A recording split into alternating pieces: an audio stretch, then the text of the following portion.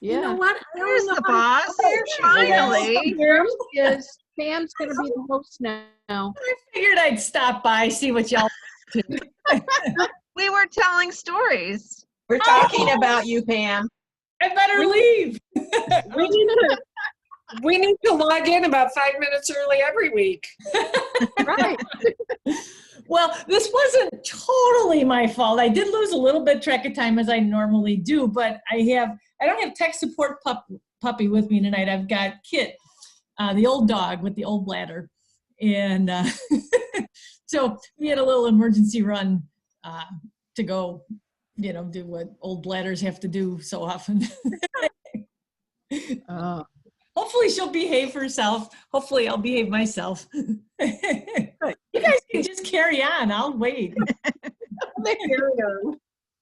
I'm sure you've got plenty to share with us. I do. It's funny. I have a lot of updates tonight, and I want to try something new too. A little journey away from the sharing of slides, and we go and use Bug Guide to do a little insect ID. So some of you have asked how that works, and I'm going to try and show you tonight. So I suppose we should get going so that we don't run out of time later on. Oh my gosh, it's after. I didn't realize it was this late. I'm so sorry. Let's get going. See if I can get the screen share started here. And let's pick this one.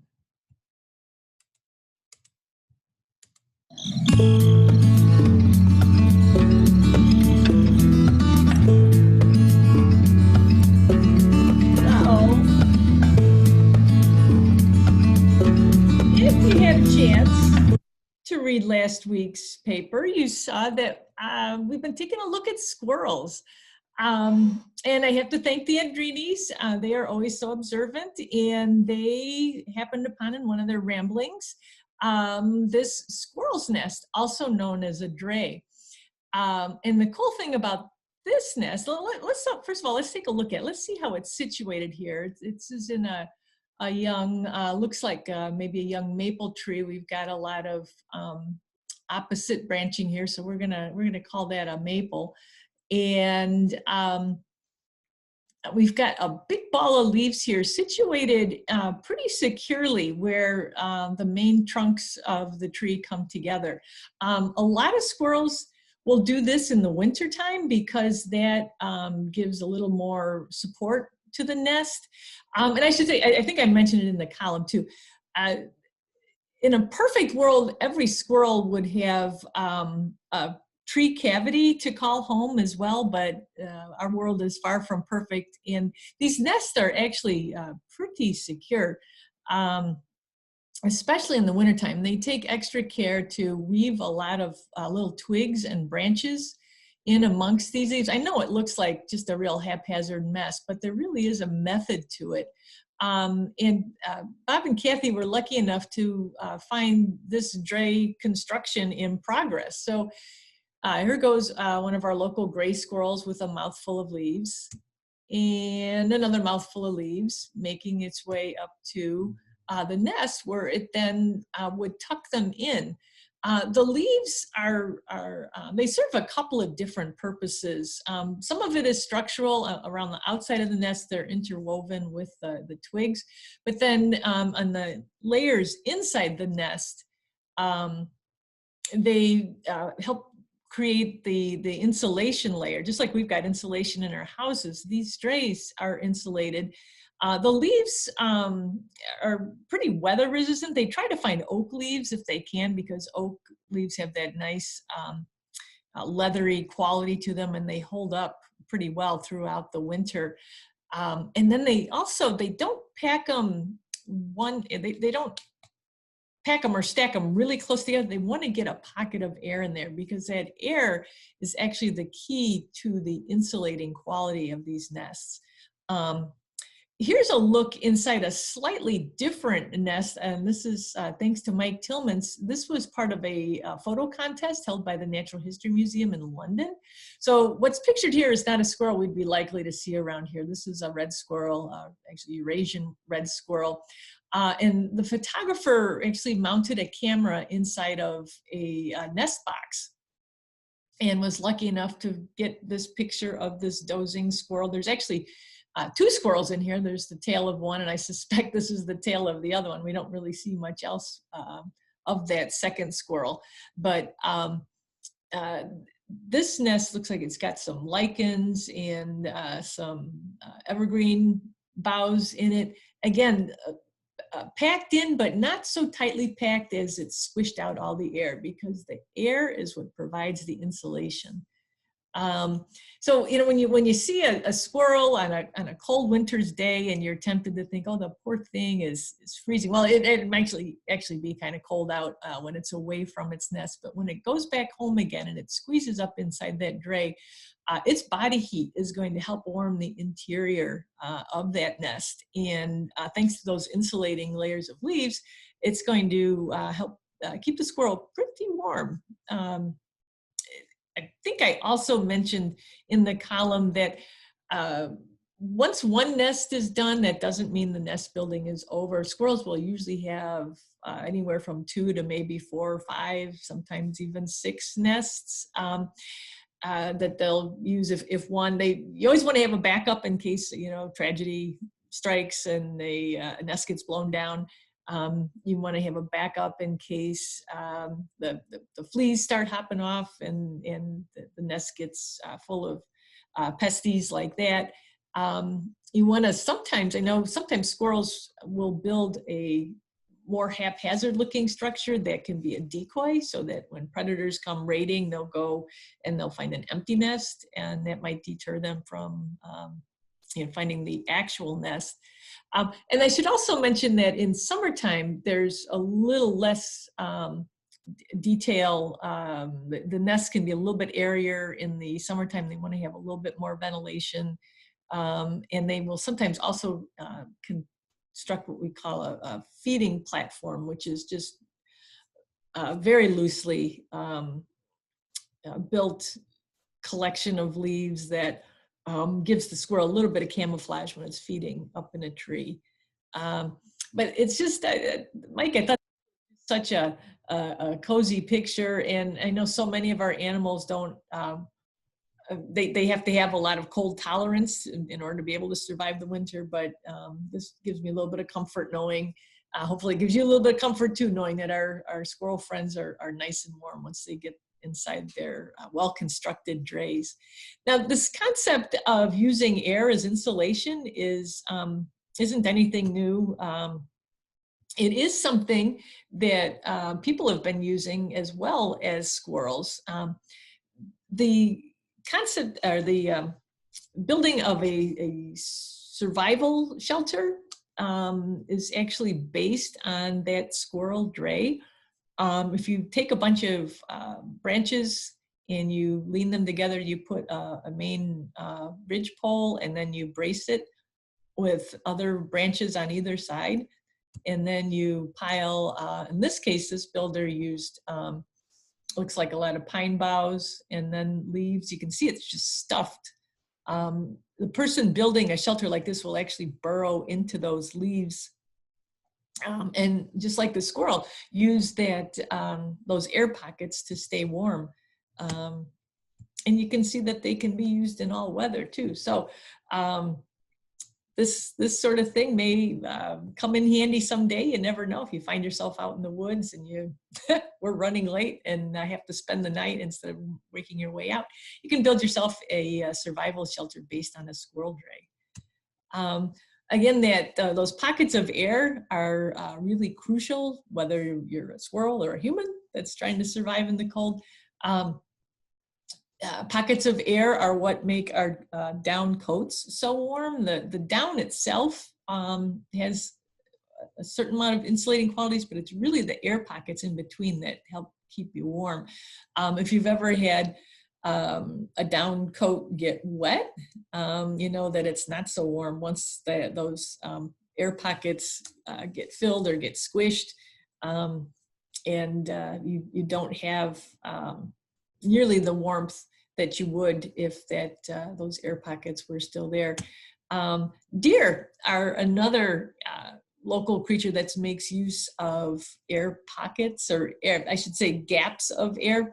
Okay, sorry about the photo on the left. It's a little gory, but this was found up at, oh gosh, was it John Dewar Forest Preserve or Hoshite Woods? I believe it was Hoshite Woods Forest Preserve, just north of St. Charles here.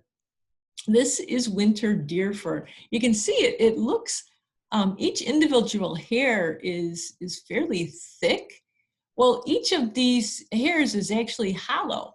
And again, that air is able to insulate our deer. You can see it. This is a doe in her winter fur, and it's not nearly as colorful as their summer pelts that are kind of a pretty rusty or orangey brown color. The winter coat, it's much thicker, and the brown hairs too are hollow, and they contribute to that insulating quality. These deer can stay warm, 20, 30 degrees below zero, and that cold does not penetrate because of the hollow hairs and the air that's providing the insulation. Pretty cool, huh? Let's go on. Let's go off in a completely different direction now. I came across this bit of history last weekend. And it's something I actually used to visit fairly often. I thought it was such a cool thing. Before I tell you what it is, or before I ask you to try and guess what it is, let's get a little sense of place. This object is down, it's on the grounds of what's now Red Oak Nature Center. This is a 1920 plat map of Batavia. And I kind of cut out some of it. Downtown, let's see, I believe this was Wilson Street here. This is downtown Batavia. So just to get some orientation, Mooseheart is over here. Here's Mill Creek coming in. So in present day, Red Oak Nature Center would be right here, and the Red Oak grounds would be here. If we kind of juxtaposition a Google map, here again is Mill Creek. Red Oak would be right here, and the trail we're walking on is right here. It's in the north part of the Red Oak property. I know it's confusing. Google labeled the Lippold Park Red Oak Nature Center. It's all part of the Fox Valley Park District. But we were walking right in this area, and if we go to the Red Oak map, you'll see we were walking the Bubo Trail. Now, if I diverge for just a second here, the Bubo Trail, when I worked at, some of you know I worked at Red Oak back in the early 2000s, we actually called this the Red Fox Trail. Well, there's a sign as you come off of the Fox River Trail to walk the Bubo Trail. There's a sign right about here. Bubo, you might remember from when we were talking about owls last week, Bubo is the genus name for the great horned owl. And I'm sure there's great horned owls living somewhere here on the property. Didn't see any when I was there on Sunday, but not Sunday. I was there on Friday. It just seemed like a Sunday because it was a holiday weekend. Anyway, the Bubo Trail sign is right here as you come off of the trail. If you get a chance to go down there, look really closely at that sign. I'm pretty sure the picture of the owl on that sign is not a great horned owl. I'm pretty sure it's a Eurasian eagle owl. Take a look at it the next time you're there and see what you think. But anyway, let's get back on track here. If you walk along the Bubo Trail and you head back north, you're going to come to an area that looks kind of like it was maybe a scout project. There's some a roped off seating area made of boards and logs, somewhere right in here. Well, just north of that seating area, you can find skunk cabbage. This whole area is very fenny, it's very moist and mushy. So as you're walking around, and this is how big the skunk cabbage is. We've had such a warm most of November actually has been quite warm, and the skunk cabbage is poking up pretty well. Skunk cabbage, you might know, is our earliest blooming wildflower. It usually blooms in late February. And I'm hoping that we'll get some nice snow cover that'll protect these shoots, and the skunk cabbage can then just kind of pick up where it's going to leave off now as it gets a little bit colder out. But look at that, it's fun. I would say a good 4 inches or so sticking up, and there was a lot of skunk cabbage in that area. So tread carefully if you go off the trail, but as you walk past that scout ring, you're going to come across this object again. And this is a little video. Let's take a look. And this is very wet. Here's my muddy shoe. And let's zoom in here. Look at that. There's water that's flowing in this concrete structure.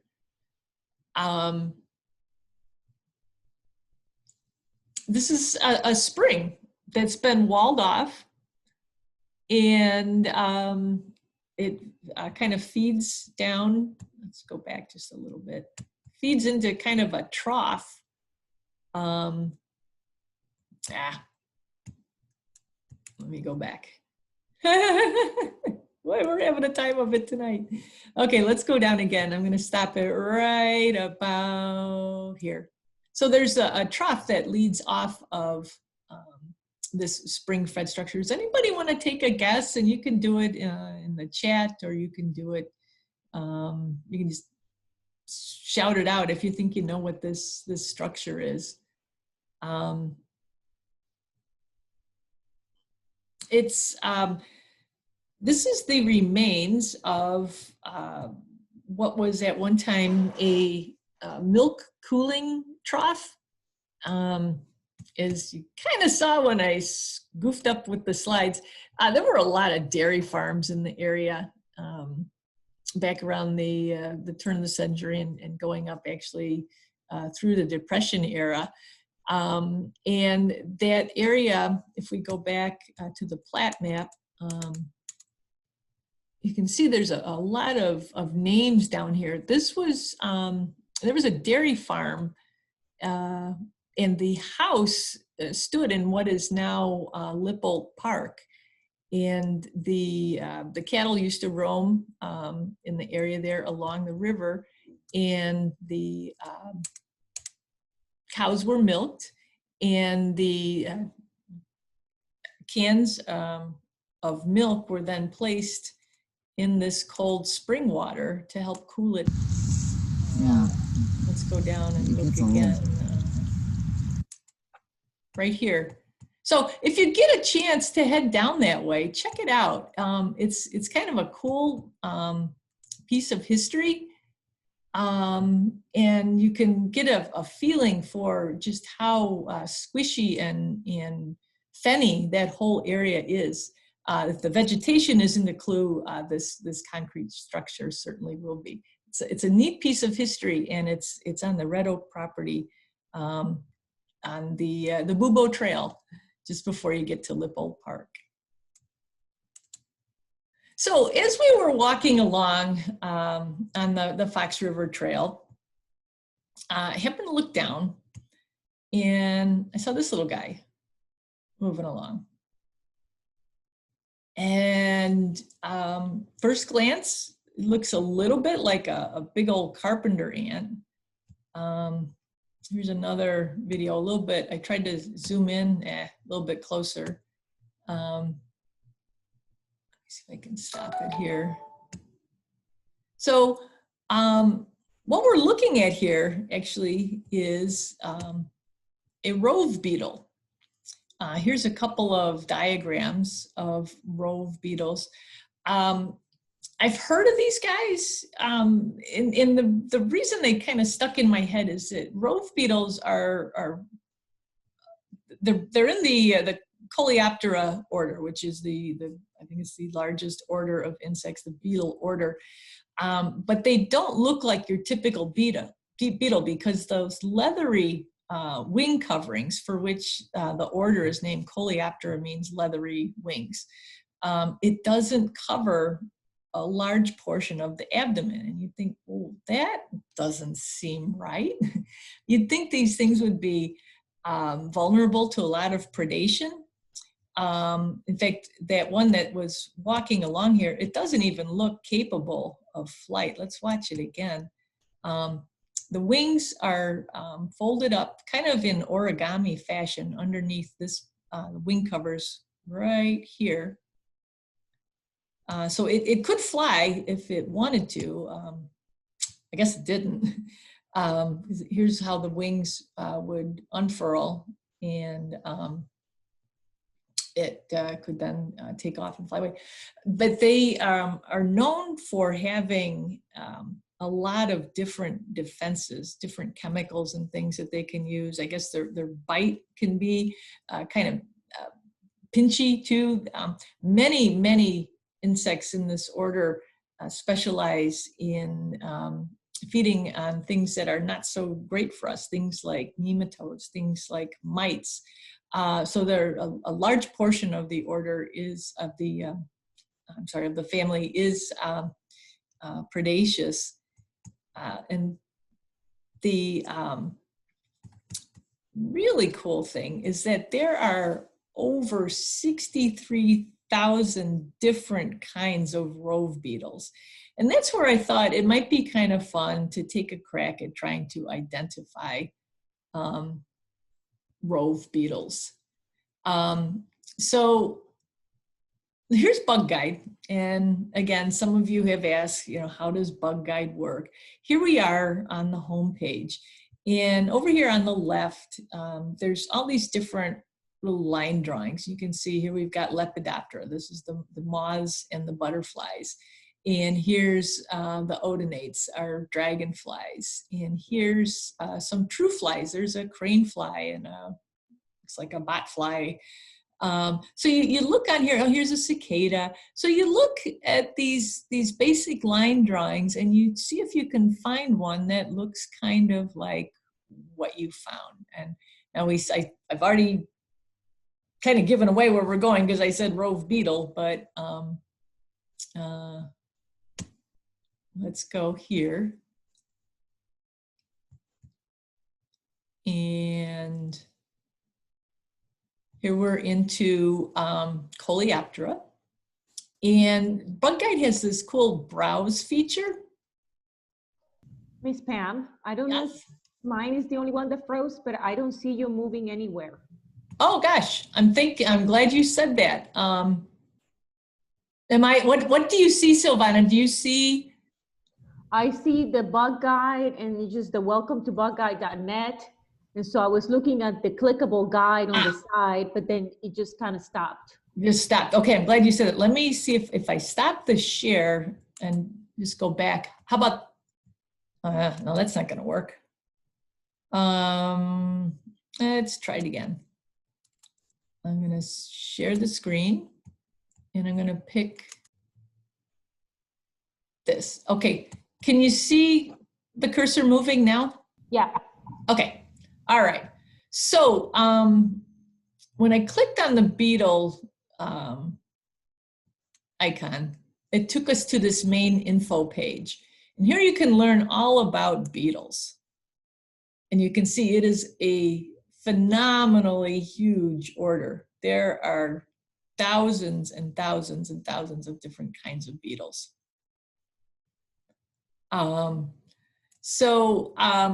To narrow it down, you can use what's called the browse feature. And browsing will help break that incredibly huge order down into slightly more manageable groups.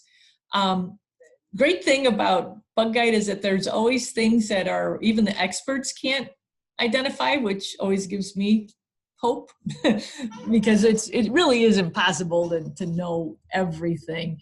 And even the experts get stumped sometimes. But they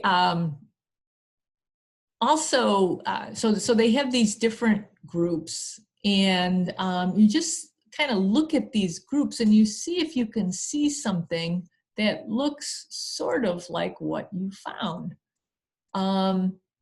Now, ground and water beetles. Let's see, do we see anything here that looks like what we found? Not really. All right, let's go back. You can also navigate up here. See how this keeps track of where you've been. So we'll go back to beetles. And let's see. Wow, this one even says Rove Beetles on it. Let's take a look here and see what we find. And now, you know, actual entomologists have much more scientific means of going across these different pathways. Here, I wanted to go over here quickly. Scarab beetles, stag beetles, best beetles. This is another huge part of Coleoptera. This is where we see a lot of our really familiar local beetles. Here's our best beetles, those ground beetles that we sometimes find in our basements. Here's, they've got some wonderful images of the grubs that make up, that turn into these really cool big beetles like this. Here's the scarabs. I tell you, I as a kid, I would read field guides, and as an adult, I spend a lot of time clicking through Bug Guide because there's just so many awesome images here. Here's a subfamily of our June bugs. You can spend a lot of time clicking through there. Anyway, let's go back to, let's see, where were we? Let's go back to the start here, and we'll go to this section here that looks like our Rove beetles. There we go.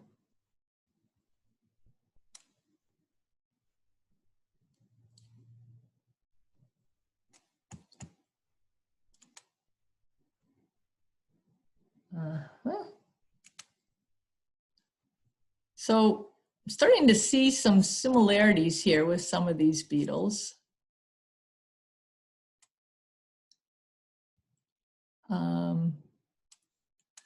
This Staphylinidae, the Rove beetles, there's, I think, 63,000 species worldwide. So when I saw that, I thought, there is no way we're going to get this down to species, and we probably won't. But you can get a feel for the incredible diversity of just this one little family within the beetle order. I spent quite a bit of time comparing these images to the beetle that we found that day on the trail. And this group here, this large Rove beetles, that seemed to offer the most hope. The Staphylinidae, there's a couple in here that I thought might get us pretty close to a guesstimate ID, but this is just such a neat resource that I wanted to make sure that you got at least a little bit of familiarity with how to use it. Now, let's say we found one here that we thought looked pretty close. Let's go with this one. Now you can check to see if you've even got a chance of being right by looking at where they've received images from. I don't know. This insect looks to have a pretty broad range, but it also looks like it's not very common. So that can help you be more or less confident in your identification. Now let's see, let's try something like this. Let me look at this data. See, this one again, it's pretty spread out, but there's not very many reports, so probably not terribly common. Now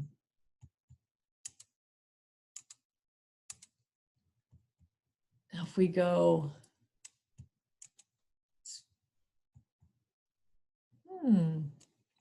this one looks like it might have some similarities. And this one too, it's kind of patchy, but a very broad distribution. Some of the times here, you can click on info and you'll get some basic information, but then they also give you resources to check out. Sometimes it's a book, sometimes it's an online resource. So anyway, it's just a fun way to kind of click around. Long story short, I never decided on an exact identification for this particular kind of Rove beetle. There are two in here that are introduced that seem to offer some promise. They live in what would be called disturbed areas, and much of red oak, well, as we saw, a lot of that territory a long time ago was a dairy farm. The land was highly disturbed. There's a lot of invasive species that are gradually being taken out of there. I'm going to guess that that particular Rove beetle was not a native species, and that it specialized in feeding on creatures in the leaf. Let's go back. We'll take a look at the video one more time. Where's my PowerPoint here? There we go. We'll go back to where we left off. There's my cursor. All right, let's go back. Nope. I'm going to watch the video one more time. Come on. There we go. So keep an eye out for these guys. They can fly, but they often don't. They're handy, even if they're the introduced species, they are handy insects to have around because they're feeding on things that cause problems for our plants and can cause problems for our wildlife, and they can cause problems for us if it's a certain type of a mite that happens to like to bite people. So anyway, let's give 3 cheers for the Rove beetle. And move on. We got some updates, as I mentioned. We're going to start with this one, the albino squirrel. We talked about leucism and albinism a few weeks ago. This is a true albino squirrel. It's hard to see in this photo, but it does have the pink eyes, which is an indication that it has 0 dark pigments in its body. Well, when we talked about it a few weeks ago, this was actually in relation to the partially white squirrel, the leucistic squirrel that's over at Potawatomi right now. I said, I don't know if this squirrel is still around. Well, right after I said that, in much of the grand tradition of the Loch Ness Monster and our friend Bigfoot, this photo surfaced. A friend of mine's father took this picture. Let's see, it was right before Thanksgiving. So the white squirrel that lives up near Primrose Farm, up off of Crane Road, is still alive and well. And this is astounding given the fact that this squirrel is probably at least 2 years old now and maybe more. To be able to survive this white, especially this time of year and a few months ago in the summertime when it was green out, there is some indication that an all-white animal has a little bit of an advantage in snowy climates. But we in fact, we don't really get that much snow around here anymore at all. So the fact that this squirrel is able to survive is just a real testament to its wariness and maybe a little bit of luck too. But anyway, update number 1, the albino squirrel of St. Charles is alive and well. So update number 2 is the grass spider. We talked about her a couple weeks ago too. She's also known as dining room spider. She has been living between the windows of my dining room all summer long. And I was feeling sorry for her because there's just not a lot of food for her. She was getting really skinny. So I brought her in and I set her up in an aquarium in the dining room. And lo and behold, this is what I found on Saturday. I came in, sat down to eat breakfast, and I look at dining room spider every day as I eat my meals, and I saw this big mass of webbing here in the corner. If we look at it from this direction, I thought this was so interesting. So here's the egg mass down here, a little blessed event. But here, look at all these little points of contacts she made as she spun this protective coating of silk around the egg case. She put a little dot of what I don't know if that's a different type of silk. Most spiders can spin, I don't know, 3, 4, 6 different kinds of silk. So I don't know, as she anchored these strands, if she put a little dot of something down, but I thought that was pretty cool. And it's funny, a lot of times she sits like this, but if I sit too long and I make too much commotion while I'm eating or talking to her, she'll actually leave. So she is somewhat guarding her offspring, but I guess she feels that she better save herself. And she'll abandon the nest from time to time. So I was also looking, her abdomen still, she's not completely deflated. When I had a pumpkin spider last year, after she laid her eggs, she just was like a deflated balloon and she died the next day. I have high hopes that dining room spider is gonna hang in there for a while. And I will definitely keep you posted that maybe we can have some multiple blessed events one of these days. But I will definitely keep you posted as to what's going on with dining room spider. So next update. Now I tried last week and I realized trying to show you guys things that glow using the laptop camera and my handheld black light, it's just not very helpful. It's better if I just take photos. So just to remind you, this is what a southern flying squirrel, which is the species we have around here, this is what they look like under a black light. They fluoresce this wild pink color. And this was only discovered in, I believe it was 2019. And scientists are still trying to figure out why they have this quality. Might have to do with individuals recognizing each other. It might have to do with camouflage because a lot of lichens will glow under black light too. Well, you might remember that last week I had heard that opossums will fluoresce too. And we tried it and it was not so spectacular. Well, I happened to be talking to my good friend Valerie. This was the day before Thanksgiving. And she told me how she'd found an opossum that was not playing opossum. And it was dead. And I said, oh my gosh, what did you do with it? And she said, oh, I didn't want the dogs to get into it. So I put it over by the side of my shed. And so I started telling her, I said, I don't know, if the opossum has to be alive or if recently dead counts too, but I've heard that they fluoresce in rainbow colors. So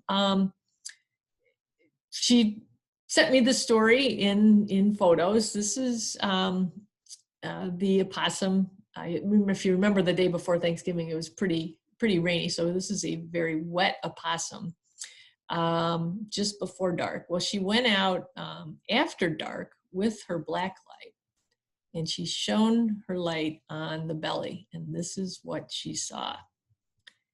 And then she pulled back a little bit farther, and the whiskers glow in one color, the fur glows in another, and check out these nails.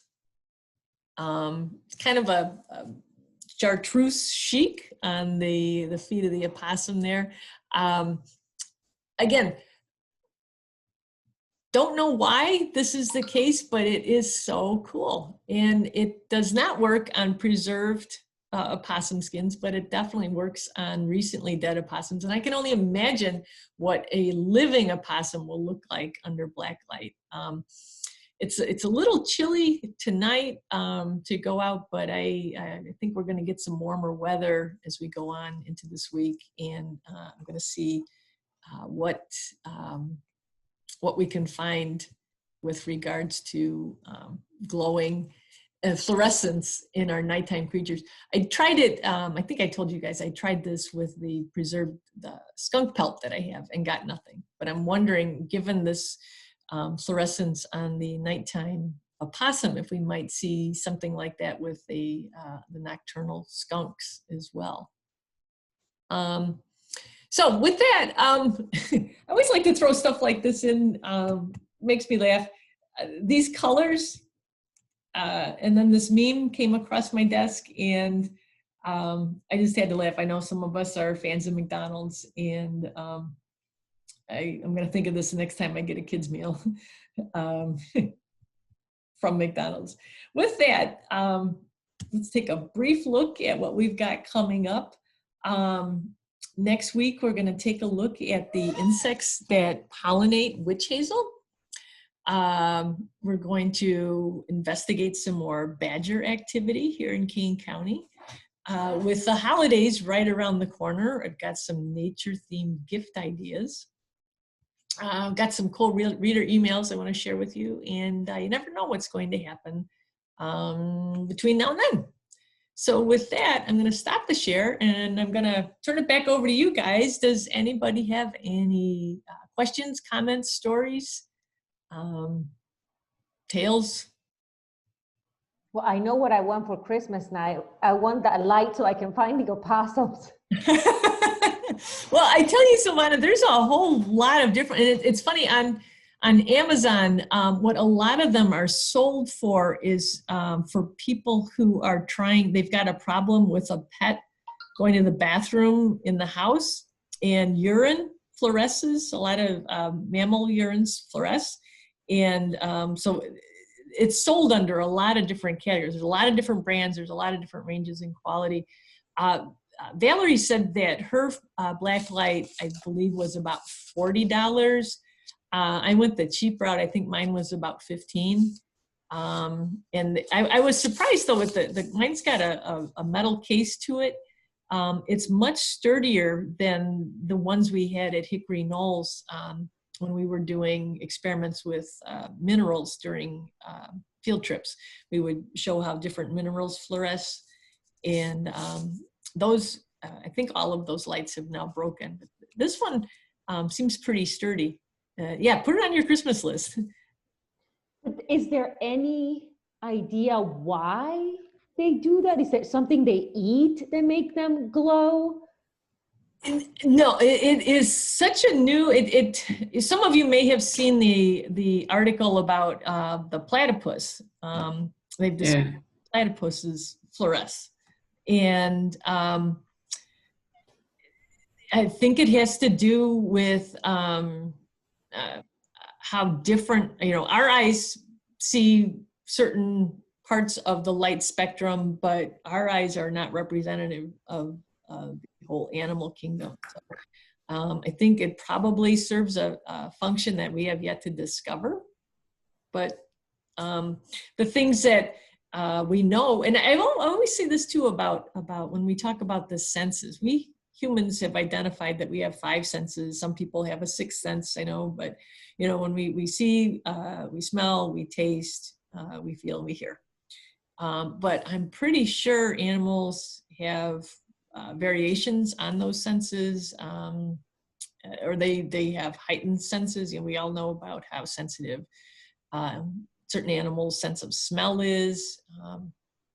There's lots of thoughts on how animals migrate and the role that magnetic fields can play in that. And you know, we walk around, we don't sense magnetic fields at all, but animals can. So I think there's probably a component to vision in some animals, maybe nocturnal animals, that we have yet to really get a full grasp of. Just a guess. Looks like we got a chat here. Oh, Julie has a comment. She called this, and that's a great name for it, a spring box at your grandmother's cabin. Yeah, the spring water comes up from the ground. When you go down, you know, you get down below the frost line. Our ground temperature in this area is a pretty stable 50 or so degrees. And that's handy when, for a lot of different things. You know, when you're bringing up water, it's going to be that nice cool temperature. We actually use that out at Hickory Knolls. The ground temperature plays a role in our geothermal heating and cooling. 50 degrees doesn't sound all that warm, but when you're using that, you only have to apply a small amount of heat to it to circulate through the building and get things nice and toasty. It also helps with cooling and the removing of the heat from the building too. So a spring box, I read a piece, it was not from this area, it was actually out east, and how these springs, the milk house for a dairy operation a lot of times was built, it was situated wherever the spring was closest to the surface, so they could get a nice flow going. They could get the water circulating around those cans, removing the heat from the milk as it came out of the cow, and then getting it ready for its next stage of processing, whether it's taking the cream off and making butter, or whatever the role that milk was going to play. Very cool. Any other comments, questions? Hi, Pam. You might have said approximately what size that Rove beetle was, but it was hard to tell. Oh, yes, it was, Kay. I already put my lip balm away from when I was looking at the... How dare you? Nobody ever borrows my lip balm. It's cool. That particular one was just about an inch long. Okay. It actually qualifies as a large Rove beetle. There are smaller ones too. Some species some sort of look like earwigs. Right. They've got that segmented look, and of course earwigs, they do not have wings. Dermaptera is their order, and they've got what looks like wing pads on their back, but they don't actually fly. The Rove beetles can, if they're so inclined. I did read some accounts that Rove beetles are able to take the tip of their abdomen and curl it forward. It was likened to the way a scorpion can do that, Yeah. where it curls forward. But it was funny, I read one account that talked about the sting of the Rove beetle, and I thought, I don't know if that sounds right. And then I found a number of other accounts that say, no, people, it's a kind of an old wives' tale. They don't sting. They just look like they will. They sometimes, when they move the abdomen like that, they're releasing some of those defensive chemicals that smell bad and can give you, they're not in the blister beetle family, but they can cause a reaction on your skin that kind of hurts. Thanks. Oh, sure. And let's see, Greg and Kelly, they are talking about eruptive species from a couple of weeks ago. if a species erupts in an area, does it cause food shortages for the other animals in the area? That's a great question. You know, when there is an eruption like that, when we get a number of a species that doesn't naturally occur, it might cause a very short-term shortage, but these guys move around a lot. They're very mobile. A lack of food is what's driven them down here. So they're on the move. So they might hit the feeders hard one day, or they might hit say the cones of a tree hard for a day or two, but then they move on again because they're constantly on the move. So if they were to erupt into an area and then just kind of plop down, you know, for a few months, I think that would have an impact. But since they're so mobile, it's a very short-term effect, and then they move on. Which reminds me, I know, Julie, you were looking for crossbills, and the Andrinis, I know I've seen them now, and I think other people, maybe you have too, Julie, I've seen them over at the Arboretum. But keep an eye out for the red crossbill and the white-winged crossbill. They're another species that's erupting this year as well. They're called crossbills because their bill actually crosses. It's a great adaptation that they have for plucking the seeds out of cones. Yeah. Any other questions? Pam, this is Diane. Oh, hey, Diane. Hi. So I'm going way back now to when you talked about the chimney swifts. Oh, yeah. And I don't recall that you mentioned all of these towers that I've been seeing on my walks in the area. And I wondered if they seem to be trending, and I wondered how successful that program has been. That's a great question. You know, in fact, there's one at Hickory Knolls, right? There is, yes, and I can tell you I just saw that the other day. I thought, oh, that's a demonstration tower, and I should say, King County Audubon funded. I think it started off with 4 chimney swift towers throughout the county. Of those, the one up at the Brunner Family Forest Preserve. Up in is at Dundee. That one has had a series of like every year, I believe that one has had successful fledging. The other ones, not yet. And I can tell you the one at Hickory Knolls, we've actually talked about moving it to a better location. It was sited there kind of, yeah, the person who was working at the park district at the time felt that that would be a good place that people could see it from the building. It was cited more in terms of it being an interpretive tool than it was being useful for the birds. It's got there's a tree line. I think some of those trees are going to be coming out, but it's so low in relation to the surrounding area. I don't think the chimney swifts feel that safe there. And every spring it gets adopted as a perch by a red-winged blackbird. And I think he kind of guards it. You know, he doesn't really let any other birds close by. We've talked about moving it maybe to Mount St. Mary's Park, to Primrose Farm. And I want to revisit this topic again. We kind of got thrown off by COVID this year, but our restoration team figured out a way that they could move it without damaging the structure at all. And we did have chimney swift nesting over here at Davis School in St. Charles, and I think a tower nearby there might be of some use. So the towers, the first time I ever heard of one was down in Batavia when they tore the old Batavia bowling alley down. There were swifts that were nesting in that chimney, and a structure was put up to give them an alternate place. But Batavia, if you think about downtown Batavia, there's just so many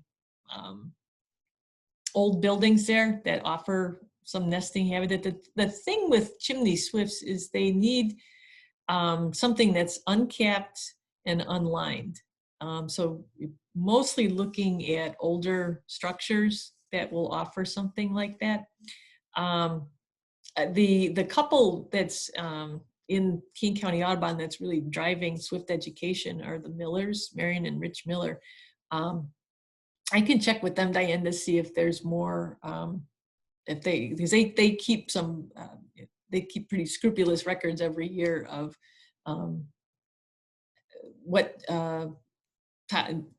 which of the Audubon towers have had successful fledges. And like I said, I think it's the Bruner family farm forest preserve that has had the most success. Okay, well, the first one I saw was in the Milwaukee area, and I didn't know anything about it. And then I saw one at I think there's one at John Doerr Park up on 31. On 31, Right, right. And then I saw the one at Hickory Knoll. So yeah, I thought, well, yeah. And there's do I understand correctly though? I mean, there would only be one pair in them during the season. Yes. And then during the migration, there could possibly be many. Yes, there could be more. I don't know if the tower, that's like the chimney on Davis School had a pair nest in it, and I watched that during the migration, and it was not used as a migration stop. Okay. I think the towers are more, I don't know if any would be considered a good stopping spot by the migrating swifts. I think they are mainly for nesting swifts. And you're right, yeah, one nesting pair per chimney, which is it's a big birdhouse. pretty strict rule that they follow. Yeah. You know, there was an incident, and I can't remember if we talked about this before. It actually happened 2 years in a row in different chimneys out in the Fox Mill subdivision. Fox Mill is not that old. I think the houses there are between 20 and 25 years old. And the chimneys are lined and the chimneys are capped. However, sometimes those caps blow off. And now 2 different times, a chimney has lost its cap and swifts have gone down and nested. There's a liner, so they can't nest in the bulk of the body of the chimney, but when they get down to just above the firebox, or where where the actual fireplace is, then there's the brick and mortar as you lead into the fireplace, and they built their nest there. And so Fox Mill is another location that either maybe the Hickory Knolls chimney could move to, or another, if an Eagle Scout comes along who's looking, that's a very popular Eagle project to build a chimney swift tower. That would be a good spot, Fox Mill. That was in 2018, summer of 2018 and summer of 2019. And things were just so weird with the summer of 2020. I don't know if it happened again or not. I didn't hear about it if it did. Anybody else? If not, we've got that fun lineup to look forward to next week. I hope some of you will be able to join us again. I sort of feel like I should sign off, but you guys can just go back to talking if you want. If not, y'all have a great week, and hope to see you again next time. Thank you, Miss Pam. Bye. Thanks, Pam. Bye. Take care, everybody. Thank you. Pam. Walk home at Bye. 1:30 tonight. Yeah. Thank you. Good I'll night. make the meeting start earlier. Yeah. Okay. Bye. Bye, Sophie and Sarah. Bye.